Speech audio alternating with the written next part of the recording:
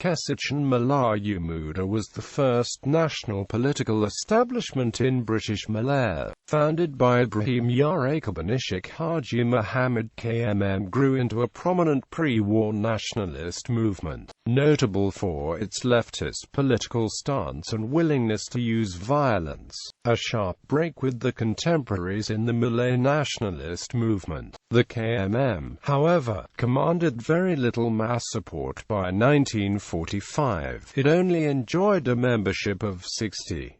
In addition, the radical anti-colonialism was anathema to British authorities, who ordered it summarily dissolved in 1945, and its leaders arrested. Foundation and development. Broadly speaking, the intellectual basis for what was to become developed both from external impetus from the spread of Indonesian nationalist ideas into Malaysia, and the development of an anti-colonialist intellectual climate within the Sultan Idris Training College for Malay teachers. In 1927, Malay nationalism in British Malaya received intellectual impetus from their Indonesian cousins in the wake of the failed 1926 communist uprising against the Dutch in the Dutch East Indies. Malay nationalist leaders, such as the Comintern agent Tan Malaka, sought refuge in Malaysia in the wake of the crackdown that ensued, where they spread the radical anti-colonial ideology to Malaya. This was a significant development in Malay nationalism, given that the nationalism that had developed in Malaya, in contrast to the movements developing in the other British colonial possessions of India and Burma, remained relatively placid and moderate. Groups such as the Kesatuan Melayu Singapura, while advocating self-strengthening within the Malayan community, for instance by purchasing land for Malay reservations in 1928, or by pooling funds to send Malays to Oxford and Cambridge in order to ensure the continued preeminence of Malays in the administration of British Malaya, did not challenge British rule, and opted to collaborate with the British. In contrast, the ideology of the Indonesian nationalists was fundamentally radical and anti-colonialist. Pamphlets from the Partai Nasional Indonesia were spread locally advocating non-compliance with the British and resistance to colonial rule. This Indonesian radicalism would later come to form the intellectual nucleus of the KMM. The establishment of KMM was closely related to the burgeoning anti-colonialism of institutions such as the Sultan Idris Training College for Malay teachers.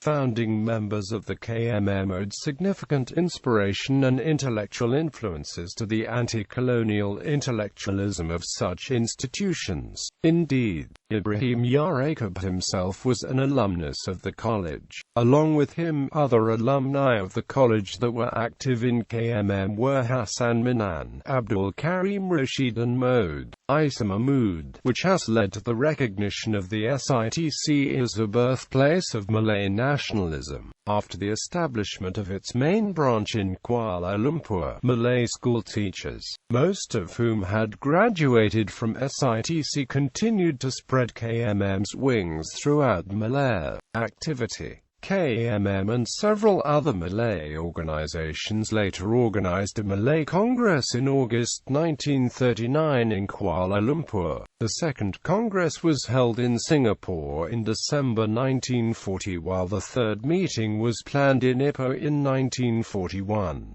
The Third Congress, however, never took place due to Japanese occupation. During the eve of World War II, KMM, Ibrahim Yaakob and his colleagues actively encouraged anti-British sentiments. The Japanese also aided KMM and financed Ibrahim Yaakob's purchase of an influential Malay publication called Varta Malaya in Singapore. By 1941, the British began observing the activities of KMM as they perceived KMM as a radical radical left-wing association. By the end of the year, Ibrahim Yarakub, Ishaq Muhammad and many other KMM leadership were captured and imprisoned. KMM was severely weakened by the action taken by the British. During the Battle of Malaya, KMM was one of many organizations that aided the Japanese as they believed the Japanese will give Malaya independence and actively assist them through fifth column activities.